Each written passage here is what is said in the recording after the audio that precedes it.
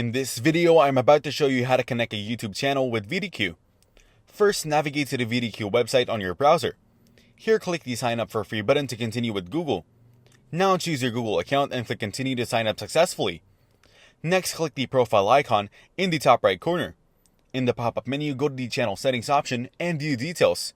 To start getting insights, improve your channel's SEO, and unlock your YouTube channel with vidIQ's analytics and AI tools, it's important to connect your channel to the vidIQ platform. After logging in your vidIQ account at app.vidIQ.com, you will be prompted to add your channel.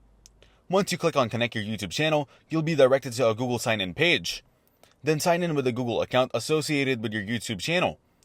vidIQ will request permission to access your YouTube account. Make sure to grant these permissions by pressing Allow.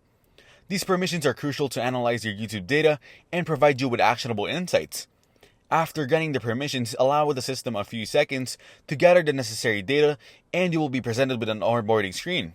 You can either follow the steps or skip this part and go directly to your vidIQ dashboard. Thanks for watching. Don't forget to like and subscribe.